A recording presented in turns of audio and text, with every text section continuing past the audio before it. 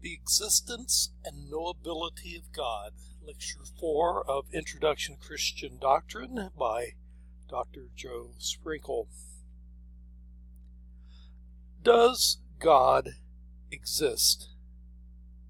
And if he does, is God knowable?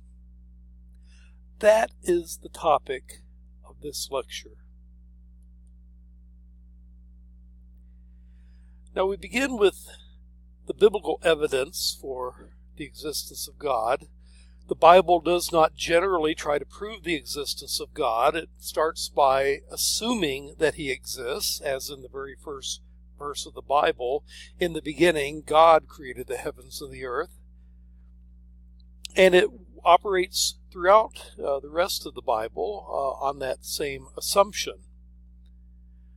The Bible acknowledges that some people deny the existence of God, though it considers such a point of view as foolish. The fool has said in his heart, "There is no God," Psalm 14 and verse 1, and also Psalm 53 and verse 1. Now, there are some places where the Bible does suggest that there's evidence for belief in God. For example, Psalm 19, "The heavens declare the glory of God, the skies proclaim the work of his hands. Day after day they pour forth speech, night after night they reveal knowledge. They have no speech, they use no words, no sound is heard from them, and yet their voice goes out into all the earth, their words to the end of the earth." And so the heavens themselves, by their very existence, say something about their Creator. Or likewise in Acts 14, Paul talks to a crowd and tells them that yet he, God, has not left himself without testimony. He has shown kindness by giving you rain from heaven and crops in their seasons. He provides you with plenty of food and fills your hearts with joy. That's Acts 14 and verse 17. The Bible affirms that though people may misunderstand God, they suppress the truth they have, despite a sense that he must exist, and despite knowledge of his moral law. Again, Romans 1, "The wrath of God is being revealed from heaven against all the ungodliness and wickedness of people who suppress the truth by their wickedness." They know the truth, but they suppress the truth. Since what may be known about God is plain to them, because God has made it plain to them. For since the creation of the world, God's invisible qualities, his eternal power and divine nature, have been clearly seen, being understood from what has been made, so that people are without excuse. For although they knew God, they neither glorified him as God or gave thanks to him, but their thinking became futile, and their hearts were hardened. Romans 2 continues on this theme. In terms of the moral law, all who sin apart from the law will also perish apart from the law, and all who sin under the law will be judged by the law. For it is not those who hear the law who are righteous in God's sight, but those who obey the law who will be declared righteous.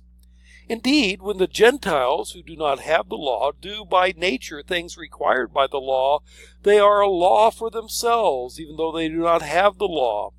They show that the requirements of the law are written in their hearts, their consciences also bearing witness, and their thoughts sometimes accusing them, and at other times even defending them.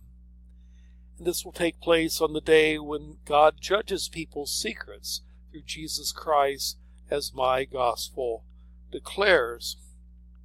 Again, by virtue of being made in the image of God, people do have a sense of both that God exists and the moral law that God has placed in our hearts, what God requires of people.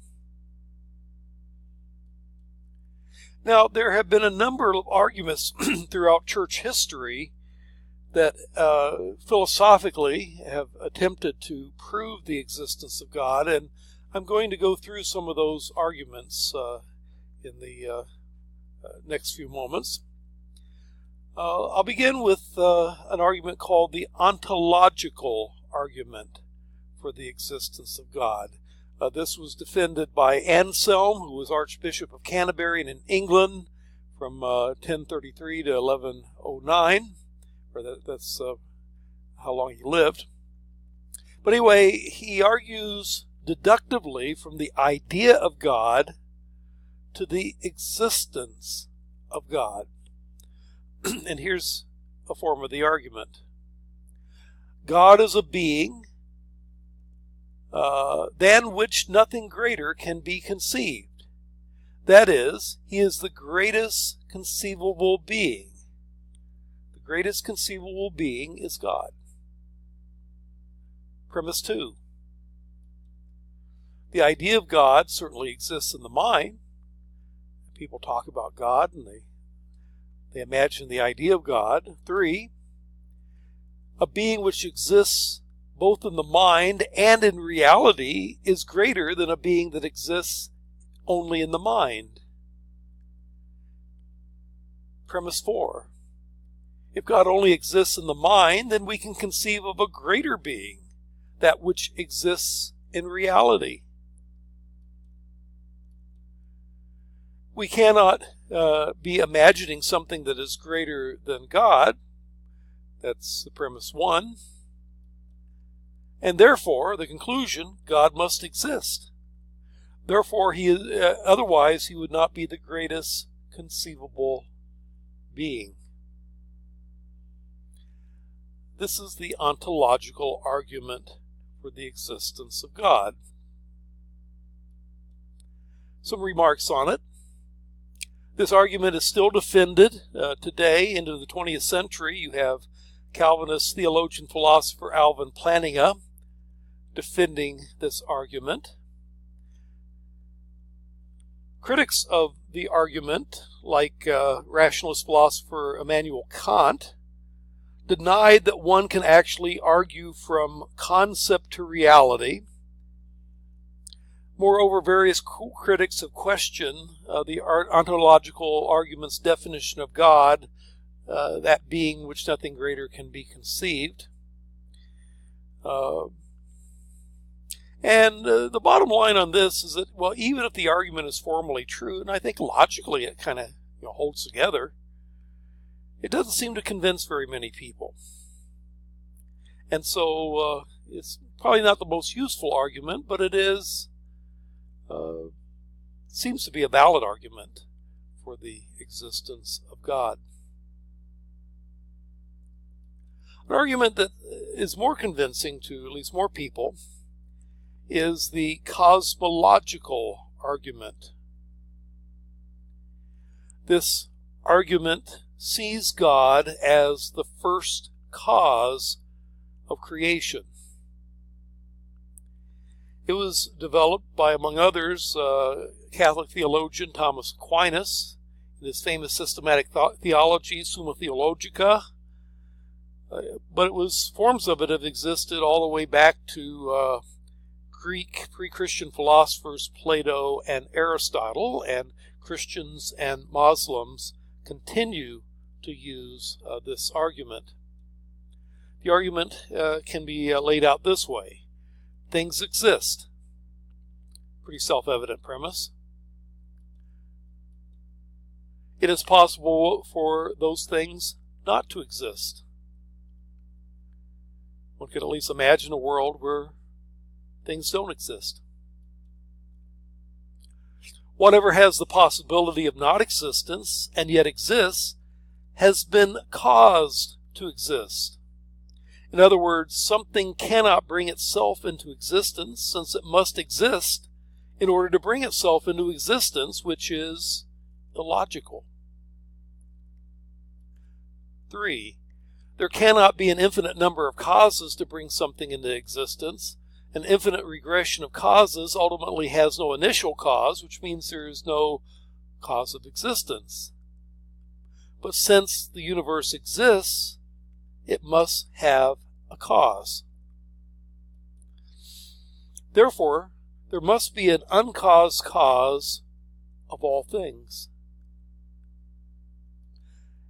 And that uncaused cause we can call God. So that's one version of the argument for the existence of God. Philosopher theologian William Lane Craig has updated the argument a bit, simplified it, but also brought in some modern science as part of the defense. Whatever begins to exist has a cause. The universe began to exist. The scientific basis for that is the evidence for the Big Bang, where the universe came into being. And therefore the universe has a cause, that is, God. Now this is a stronger argument, a more useful argument. Now, of course, Christians who reject the Big Bang Theory will have difficulty with this version of it. But the cosmological argument is, generally speaking, a good argument. There are, of course, criticisms that can be raised with it. One criticism, well, what caused God? And the argument in retort is, well, it's the only uncaused cause, or the uncaused causer. But it at least is a question that naturally would come up. And could there be an uncaused cause that's different than God? Could there, for example, be more than one God, gods, polytheism? And logically, there could be. And so I would say that while this is not an airtight proof of God, it is nonetheless a very strong argument for him. Let me move on to the teleological argument. It goes from evidence for design in creation to the existence of a creator. Aquinas also used this argument, as did pre-Christian Greek philosophers like Aristotle. William Paley, who wrote a work called Natural Theology in 1802, argued this as well, and his arguments remain influential to this day. So here's the argument in simple form. All designs imply a designer. There is a great design in the universe, and therefore there must be a great designer of the universe. Paley used a watchmaker analogy, that if you found a watch, you would deduce from the very fact that very complicated thing of a watch existed, that there must be a watchmaker, a designer. Now this kind of argument has been adopted and developed by the intelligent design movement in recent years. And among the people that have defended it is Catholic theistic evolutionary biologist Michael Behe, who wrote an interesting book, Darwin's Black Box. Behe argued that many things in biology are irreducibly complex and could not have arisen simply by natural selection, and he posits that behind that would be God. Well, that's all the arguments we have time for on this particular half of the lecture. We will finish it on the next section.